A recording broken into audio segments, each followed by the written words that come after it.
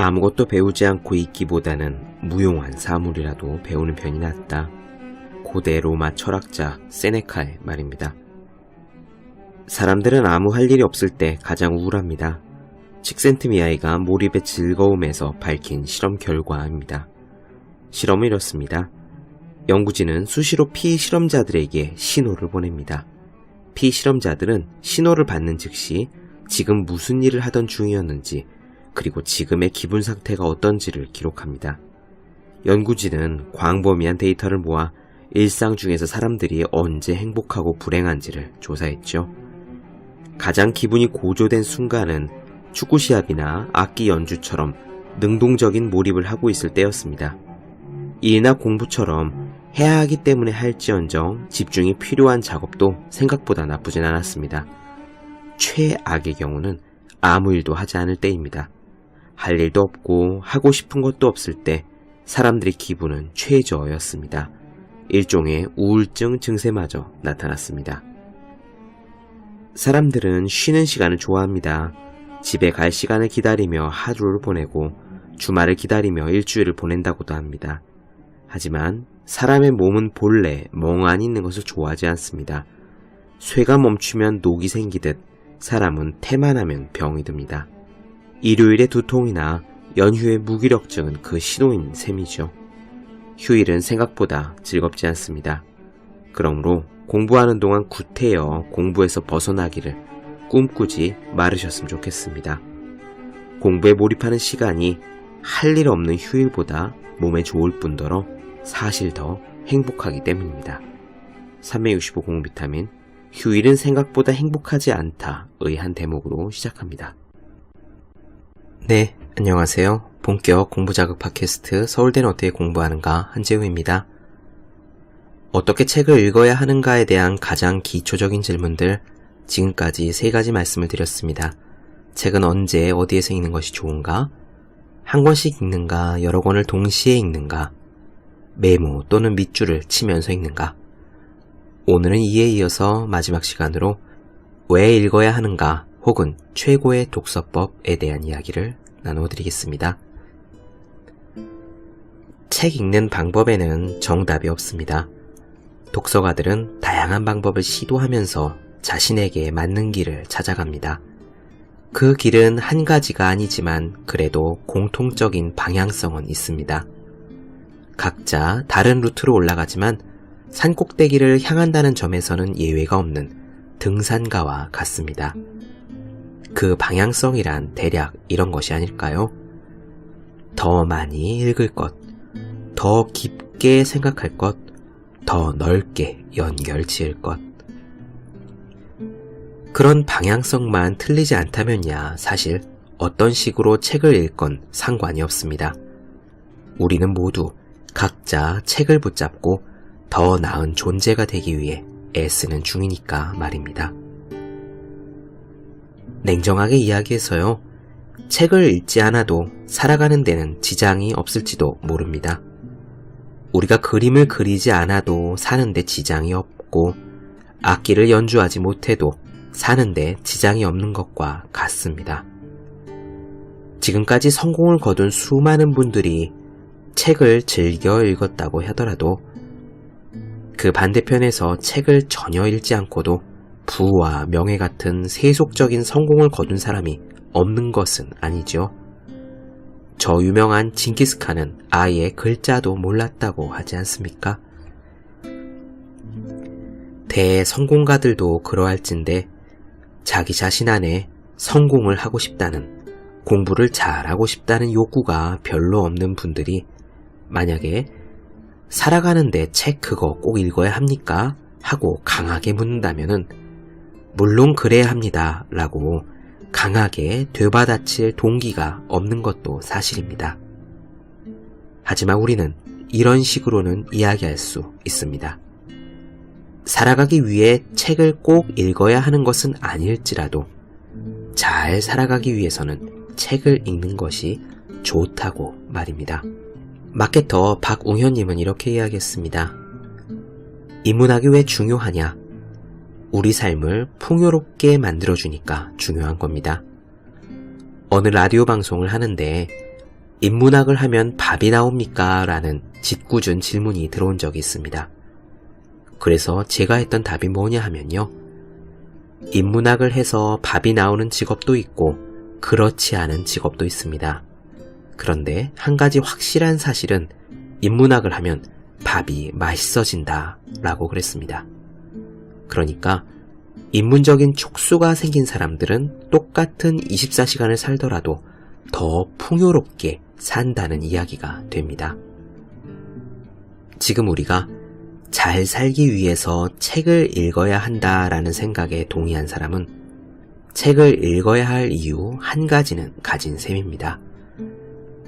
그렇게 된다면 보다 잘 살기 위해서 책을 활용하면 됩니다. 만일 친구와 뮤지컬 레미제라블을 보기로 약속을 했다면 보다 잘 감상하기 위해 미리 프랑스 혁명사를 찾아 읽어볼 수 있습니다. 학교에서 단체로 인상파 화가 모네 전시회를 가게 되었다면 보다 잘 감상하기 위해 미리 모네 일생을 책에서 찾아볼 수가 있습니다. 이렇게 프랑스사와 모네를 읽은 사람은 뮤지컬과 그림이 보다 뭉클하게 다가올 것이 확실합니다. 더 잘 산다는 것은 그런 의미가 되겠지요. 이 이야기에서 핵심은요, 왜 읽어야 하는지를 알게 되면은 어떻게든 읽게 된다는 점입니다. 이유를 깨달은 사람은 행동하기 마련입니다. 그리고 주체적으로 행동하는 사람은 방법을 찾아냅니다. 왜 살아야 하는지 아는 사람은 어떤 상황도 견딜 수 있다라고 니체가 말했죠. 왜 읽어야 하는지를 아는 사람은 어떤 최고의 방법이라도 찾아낼 수 있습니다. 그러므로 지금까지 책 읽는 방법에 대한 여러 가지 기초적인 말씀들을 드렸지만 이 방법 어디에도 누구에게나 통용되는 정답은 없기에 자기 자신에게 맞는 최고의 독서 방법을 찾고 싶은 사람은 우선 책을 왜 읽어야 하는지를 스스로에게 물어보아야 합니다. 물론 이런 분들도 계실 거예요. 단순히 시험 공부를 하기 위해서, 학점을 잘 따기 위해서 전공 서적을 독서하는 거. 목적이 그런 것들이라면은 시행착오를 거쳐서 엄선된 방법을 일러주는 수험 전문가들이 많이 있습니다. 그럴 때는요, 큰 고민하지 않아도 됩니다. 그저 다수가 하는 방법을 따라서 열심히 하는 것만으로도 충분합니다. 그런데 그 밖의 경우, 폭넓은 독서에 있어서, 그러니까 잘 살기 위해서 읽는 책의 경우에는 한 번쯤 왜 읽어야 하는가에 대한 생각을 해보아야 합니다. 지금까지 무수한 독서가들이 왜 읽어야 하는가를 스스로에게 물었고 거기서 얻은 답과 함께 책의 숲으로 계속 걸어갔습니다. 그 답이란 대개 이런 식이었죠. 세상을 이해하기 위해서, 나를 알기 위해서, 어떻게 살아야 할 것인가 깨닫기 위해서, 보다 행복하기 위해서. 일견 추상적이고 뻔해 보입니다. 실망스러울 수도 있습니다. 하지만 깊게 고민한 많은 사람들이 결국 그런 뻔한 답으로 귀결되었다면 거기 어딘가에 귀중한 진리가 숨어있기 때문은 아닐까요? 중요한 것은 그 답이 아니라 그 답을 얻기 위해 고민한 과정입니다. 그 과정이 우리를 보다 진지한 독서가로 만들어줍니다. 다른 사람들이 오랜 고민 끝에 찾은 답이 세상을 이해하기 위해서, 나를 알기 위해서, 어떻게 살아갈 것인가, 보다 행복하기 위해서, 이런 것들이 추상적이고 뻔해 보이면서 우리에게 와닿지 않는 이유입니다. 그렇기 때문에 우리는 우리 자신만의 이유를 고민을 통해 찾아야 합니다. 그렇게 찾은 답만이 자기 자신에게 진실된 방법을 만들어주는 거죠. 왜 읽는가에 대한 나름의 답을 찾았다면 그저 그 답에 충실할 수 있도록 책을 읽으면 됩니다. 언제 읽든, 어디서 읽든, 한 권씩 읽든 여러 권을 동시에 읽든 메모를 하든 새 책처럼 깨끗이 읽든 그런 질문들은 왜 읽어야 하는지 자기 자신만의 이유를 깨달은 이에게는 지엽 말단에 불과합니다. 번역가 천병희 선생님은 이렇게 말씀하였습니다. 고전을 먼저 읽고 전공 서적이나 또는 취미 생활을 위해서 독서를 하는 게 옳다고 생각합니다. 고전은 짧게는 수백 년 또는 그리스의 경우에는 2000년 이상 읽히고 인정받아온 그런 작품들이거든요. 그런 저술들이기 때문에 고전을 먼저 읽고 나면 우리 인생을 어떻게 사는 게 좋겠구나, 또는 책은 어떤 걸 어떻게 읽는 게 좋겠구나, 그런 것들을 저절로 깨우치게 됩니다. 서평가 로자 이현님도 이렇게 이야기했습니다. 인문학이 생존을 위한 학문이나 관심은 아니라고 생각합니다. 다만 우리가 어떻게 살 것인가, 어떤 존재로서 살 것인가를 생각할 때는 많은 성찰의 계기를 만들어주는 게 인문학입니다. 소설가 황석영 선생님도 이렇게 말씀하셨죠. 요즘 출판 경향도 그렇고 독자들도 그렇고 본래의 오리지널한 부분에서 떼어다가 패러디 하든지 대중화를 위해서 쉽게 풀든지 솎아내든지 해서 책을 가볍게 만드는 것 같은데 본래의 오리지널한 부분을 먼저 보는 것이 중요하지 않나 싶습니다. 내가 젊은 작가들에게 늘 하는 말이 있습니다. 요즘은 문학책을 너무 과중하게 많이 읽고 역사, 정치, 사회과학, 철학 이런 책들은 거의 안 읽는 경우가 많은 것 같아요. 이런 책들을 많이 봐야 세상을 보는 눈이 생기는 것입니다. 어떻게 책을 읽는가, 왜 책을 읽는가? 제 말씀을 간략히 드리겠습니다. 저의 경우에는 이랬어요. 아주 어렸을 때 기억이 납니다. 집에 책이 그렇게 많지 않았는데, 아니, 사실 집에 책이 거의 없었는데요. 어렸을 때 처음 제 손에 쥐인 책은 삼국지나 플란더스의 개, 그랬습니다. 전형적인 어린이용 책이에요. 아주 얇고 줄거리만 있는, 그리고 그림이 많이 들어가 있는 그런 책이었죠. 그때 당시에는 서점도 제대로 없어서 책을 팔러 다니는 장사치들이 있었습니다. 길가 좌판에 책들을 쭉 늘어놓고 거기에서 소년 천자문이라든지 토정비결이라든지 그런 책들과 함께 팔았었어요. 그때 할아버지가 사다 주신 책이 삼국지와 플란더스의 개였습니다. 그 두 권의 책을 정말 많이 읽었어요. 몇십 번은 넘게 읽었습니다. 그냥 틈나는 대로 읽고 또 읽고. 그래서 지금도 거기에 어떤 페이지에 어떤 그림이 있었는지 생생히 기억납니다. 삼국지에서 저 용맹한 무장 여포에게 장비가 싸우다가 관우가 싸우다가 유비까지 달라붙어서 3대1로 싸우는 장면이었는데요. 지금도 그 사파가 기억이 납니다. 아주 어린 시절엔 그랬어요. 초등학교에 들어간 뒤에도 책은 역시 귀했습니다. 학교 시험에서, 그러니까 한 달에 한 번씩 보는 원래고사 있잖아요. 예전에는 그런 게 있었는데 그 원래고사에서 올백을 맞으면은 부모님이 저한테 마음껏 원하는 선물을 고르게 했습니다. 그때 골랐던 것이 마을 어귀에 있는 서점에서 책을 집었었어요.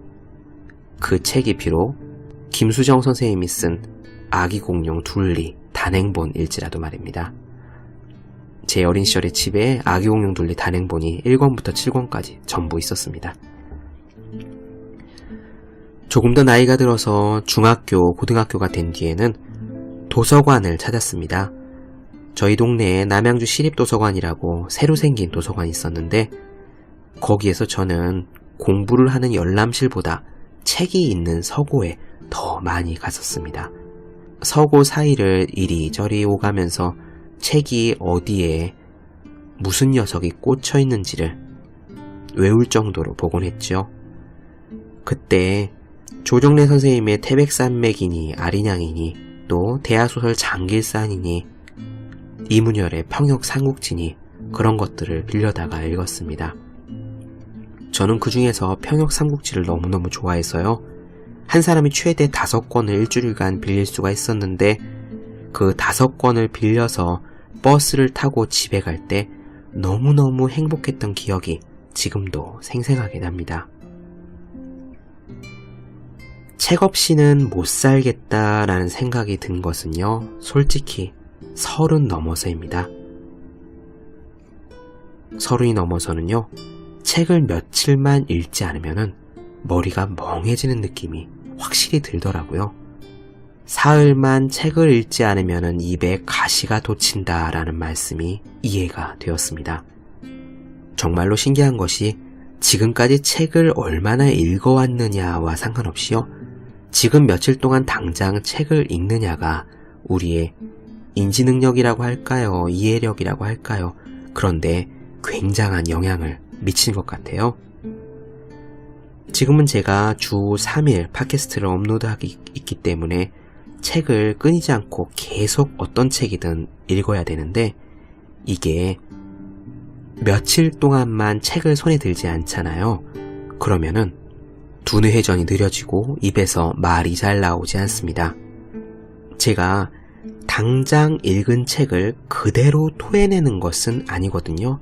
과거에 읽었던, 오래전에 읽었던 생각이나 이야기들을 지속적으로 꺼내서 생각날 때마다 말씀을 드리는데 지금 당장 꼬박꼬박 책들을 머릿속에 새로운 책들을 읽지 않으면은 과거에 읽었던 책도 떠오르지 않습니다. 마치 책이라는 것은 어떤 연료 같아요. 뇌가 돌아가도록 만들어주는 자극제 말이죠. 저는 마치 책을 잡아먹는 난로와도 같아서 새 책의 페이지들을 찢어서 계속 집어삼키지 않으면은 이 두뇌 자체가 원활하게 돌아가지 않는 그런 상태인 것 같습니다. 저는 책을 왜 읽을까요? 물론 행복한 감각을 느끼기 위해서 읽는 책도 있습니다.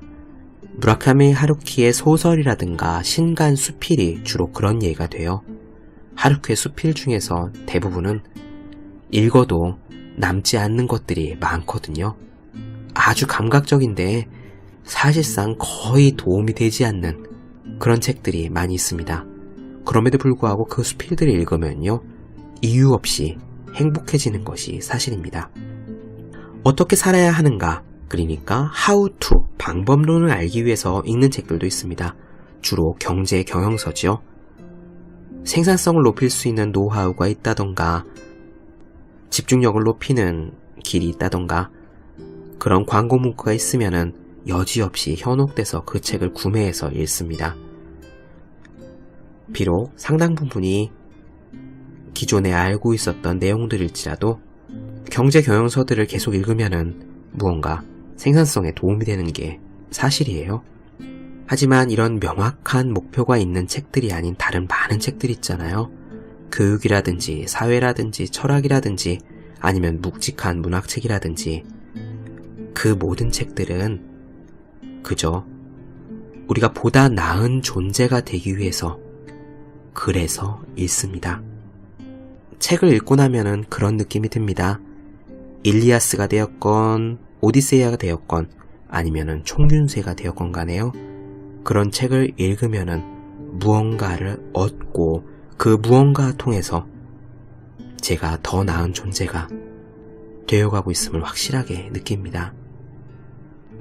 그러한 깨달음이 꼭 저자가 독자들에게 주고 싶었던 주요 메시지가 아닌 경우도 많아요.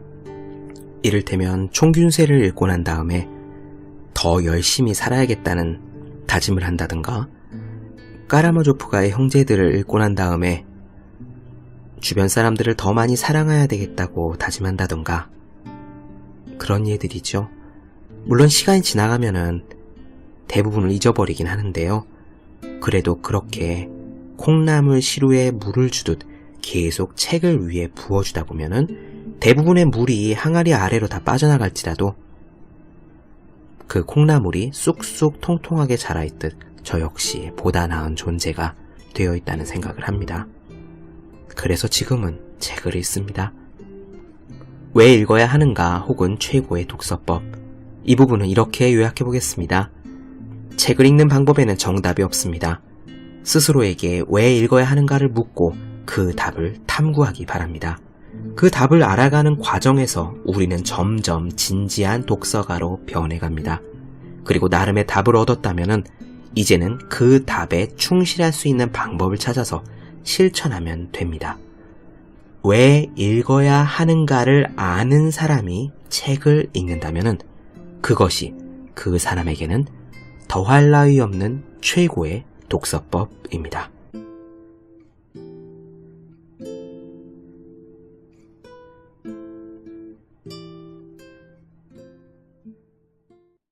네, 본격 공부자극 팟캐스트 서울대는 어떻게 공부하는가? 오늘은 어떻게 책을 읽어야 하는가에 대한 가장 기초적인 질문들 4번째, 왜 읽어야 하는가 혹은 최고의 독서법에 대한 이야기를 나눠드렸습니다. 더 많은 이야기가 궁금하신 분들, 질문사항이 있으신 분들은 제 네이버 블로그 허생의 즐거운 편지를 찾아주시면 되겠습니다. 그리고 매일매일 공부를 하셔야 되는 분들이요. 공부하시기 전에 한 페이지씩 읽고 시작하면 좋은 책, 보기만 해도 공부하고 싶어지는 365 공부 비타민을 여러분 자신과 주위 분들에게 선물해 주시면 좋을 것 같습니다. 오늘은 여기까지 할게요. 저는 다음 시간에 뵙겠습니다. 여러분 모두 열심히 공부하세요. 저도 열심히 공부하겠습니다.